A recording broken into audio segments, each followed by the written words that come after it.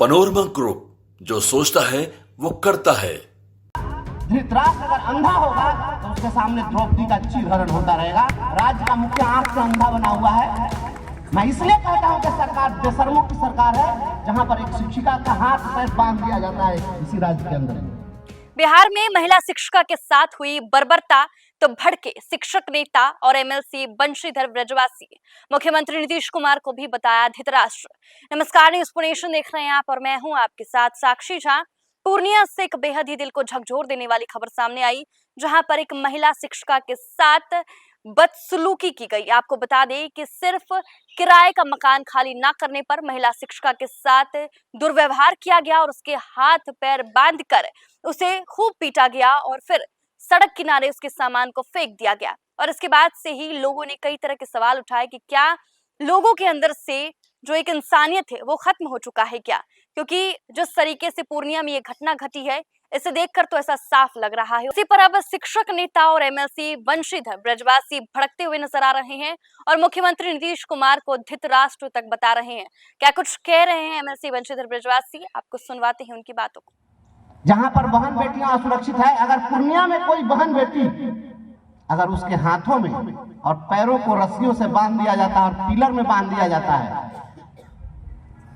अगर कहीं भी बहन बेटी अगर उसकी आबरू लूट रही है, उसका वस्त्र हरण हो रहा है, तो सत्ता के सिंहासन पर जो बैठा हुआ व्यक्ति है वह धृतराष्ट्र होगा। धृतराष्ट्र वास्तविक है या काल्पनिक मैं नहीं जानता हूं, लेकिन धृतराष्ट्र का अर्थ होता है धृतराष्ट्र, जो राष्ट्र को धारण करे उसको धृतराष्ट्र कहते हैं। और जो आंख से अंधा राजा होगा, धृतराष्ट्र अगर अंधा होगा तो उसके सामने द्रौपदी का चीरहरण होता रहेगा। राज्य का मुखिया आंख से अंधा बना हुआ है। मैं इसलिए कहता हूं कि सरकार बेशर्मों की सरकार है, जहां पर एक शिक्षिका का हाथ पैर बांध दिया जाता है इसी राज्य के अंदर। जो हो रहा है आप सामने देख रहे हैं क्या हो रहा है। आपको लड़ाई लड़नी पड़ेगी और लड़ाई होगी, अब आंदोलन नहीं होगा। अब बिहार के शिक्षक अपने जमीर को जगाइए और जाति पाति से बाहर निकलिए। बहुत जाति अगुतियागिरी की है, जाति के आधार पर संगठन चलाए और उससे बाहर निकल जाइए। और जिस दिन से बाहर निकल गए, हम 6 लाख लोग हैं। किसी भी पंचायत में हमारी संख्या 65 से कम नहीं है। किसी पंचायत में हम 150 लोग हैं। 150 पढ़े लिखे लोग किसी भी पार्टी में एक पंचायत में नहीं मिल सकते हैं। हम चाहें तो जो चाहें वही कर सकते हैं, लेकिन चुनाव जब आता है तो जाति का कीड़ा बड़ा तेजी से काटने लगता है। इससे उबरिए। 2025 का चुनाव है। अगर यहाँ पर मंच पर बैठी हुई एक बहन कहती है कि हम सेवानिवृत्त हो गए, हमको कुछ नहीं मिला,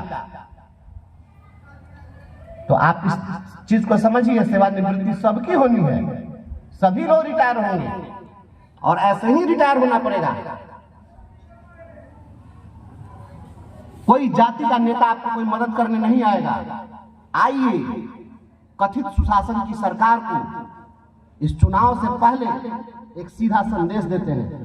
पटना में एक महाजुटान करिए, 5 लाख शिक्षकों को एक दिन पटना में जुटाइए। अब आंदोलन नहीं करना है, गर्दनी बाग नहीं जाना है, गांधी मैदान में जाना है। तो देखिए, पूर्णिया में शिक्षिका को किराए का रूम खाली नहीं करने की सजा मकान मालकिन और उनके सहयोगियों ने यातना के साथ दी। पहले तो महिला शिक्षिका को घर के अंदर ही मोटी मोटी रस्सियों से हाथ पैर बांधकर पिटाई की, फिर उसके रूम में रखे सारे सामानों को सड़क किनारे फेंक दिया।